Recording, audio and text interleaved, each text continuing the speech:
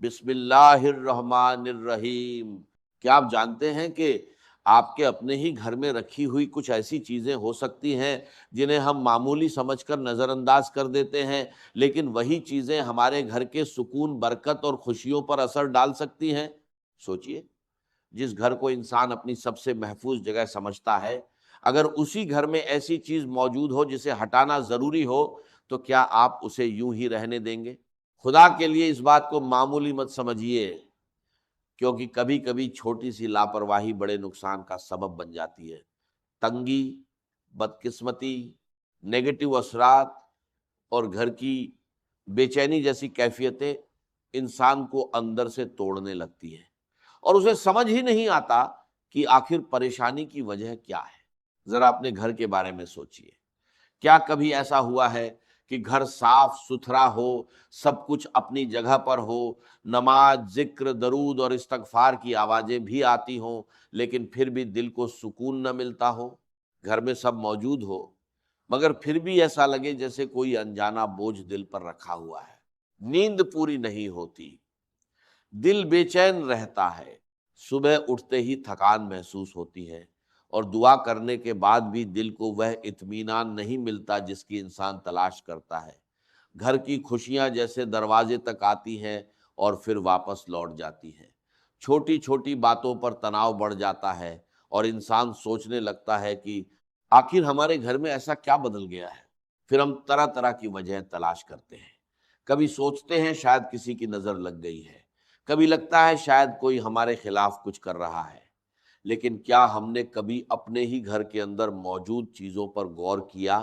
کبھی کبھی جس چیز کو ہم بالکل معمولی سمجھ کر نظر انداز کر دیتے ہیں، وہی ہمارے لیے پریشانی کا سبب بن سکتی ہے۔ ہم اسے دیکھتے ہیں، اس کے پاس سے گزرتے ہیں، لیکن اس کے بارے میں سوچتے تک نہیں، اور یہی سب سے بڑی نادانی ہے۔ گھر والے برے نہیں ہوتے، ان کے ارادے بھی غلط نہیں ہوتے، مگر کبھی کبھی انسان کسی چیز کے اثر سے بے خبر ہوتا ہے، اور وہی بے خبری دھیرے دھیرے اس کے گھر کے ماحول پر اثر ڈالنے لگتی ہے۔ دل بوجھل ہونے لگتا ہے، سکون کم ہونے لگتا ہے، اور انسان ایک انجانے ڈر اور بے چینی میں گھرنے لگتا ہے۔ لیکن اچھی بات یہ ہے کہ ہر پریشانی کا راستہ بند نہیں ہوتا۔ اگر انسان اپنی غلطیوں کو پہچان لے، اپنے گھر کے ماحول پر غور کرے اور ان چیزوں کو دور کرے جو اس کے لیے نقصان کا سبب بن رہی ہیں، تو حالات بہتر ہونے کی امید پیدا ہوتی ہے۔ جہاں پہلے بے چینی تھی، وہاں سکون لوٹ سکتا ہے۔ جہاں چھوٹی چھوٹی باتوں پر جھگڑے ہوتے تھے، وہاں محبت اور آپسی سمجھ بڑھ سکتی ہے۔ جہاں گھر کا ماحول خاموش اور بوجھل تھا، وہاں ذکر اور تسبیح کی آوازیں پھر سے گونج سکتی ہیں۔ اور سب سے بڑھ کر انسان اپنے گھر کو ان نیک عملوں سے جوڑ سکتا ہے جو اللہ کو پسند ہے۔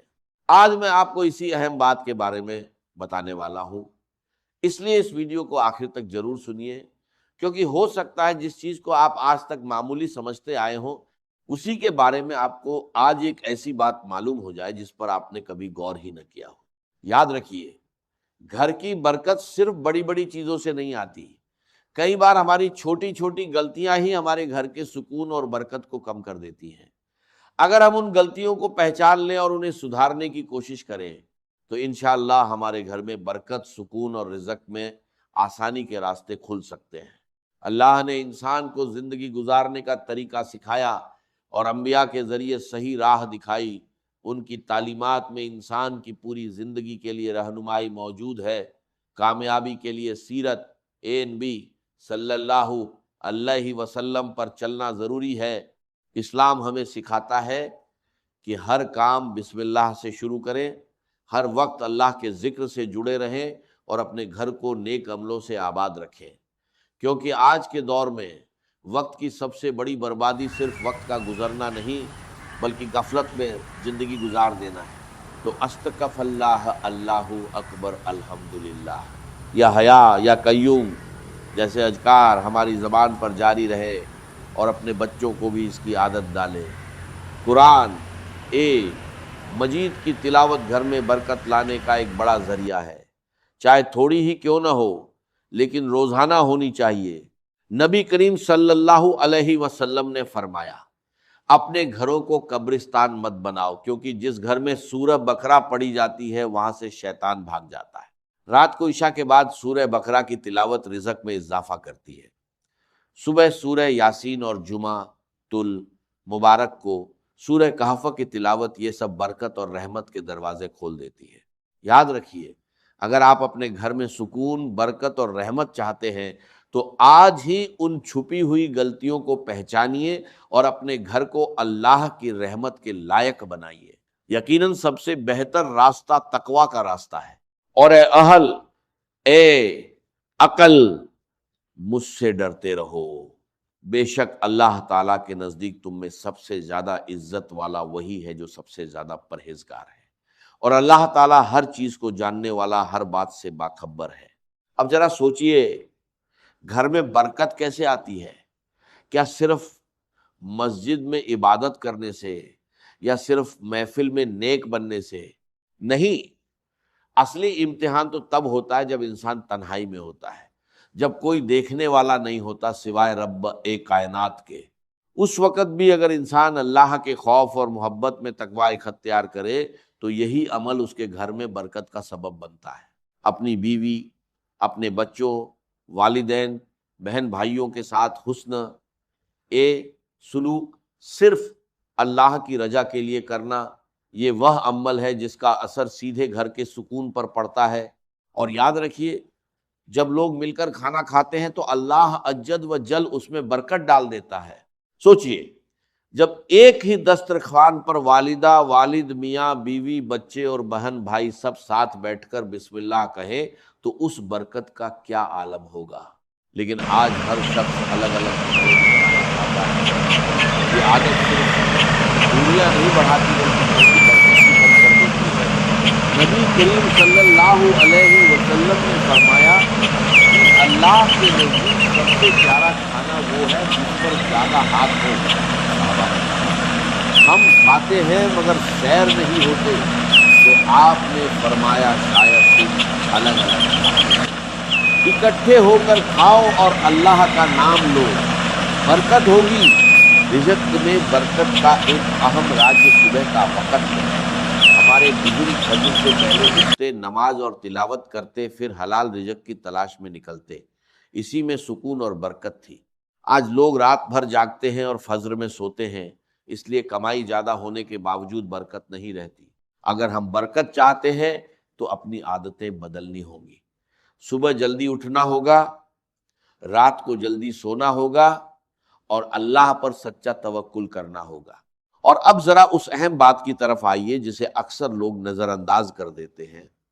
گھر میں موجود کچھ چیزیں ایسی ہوتی ہیں جن پر ہماری توجہ ہی نہیں جاتی، لیکن یہی غفلت گھر کے ماحول اور سکون پر اثر ڈال سکتی ہے۔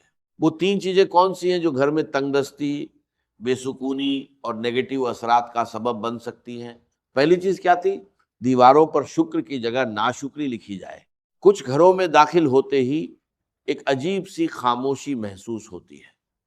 دیواریں بولتی نہیں مگر گھر کا ماحول سب کچھ بیان کر دیتا ہے، شکایت، ناشکری اور مایوسی۔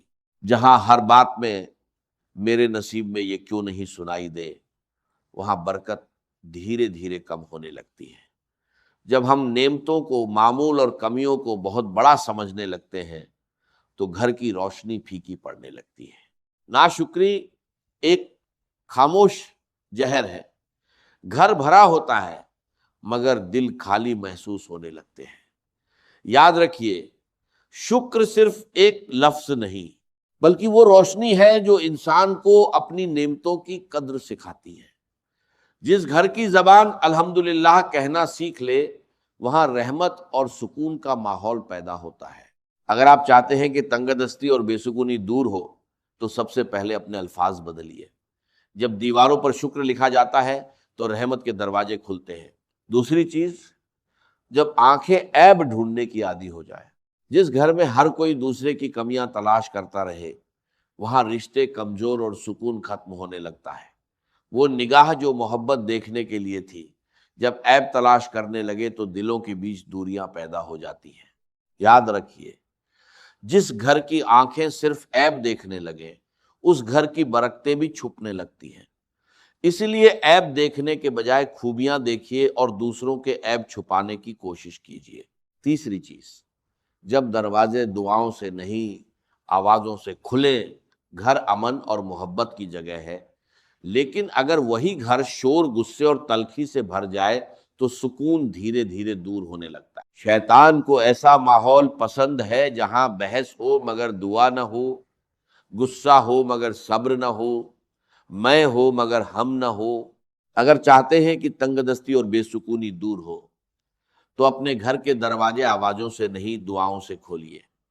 سلام کو اپنی دہلیز کا پہلا لفظ بنائیے اور اپنی زبان کو اچھے الفاظ سے سجائیے، کیونکہ جس گھر کی شروعات سلام، محبت اور شکر سے ہوتی ہے وہاں سکون، برکت اور خوشحالی کا ماحول پیدا ہوتا ہے۔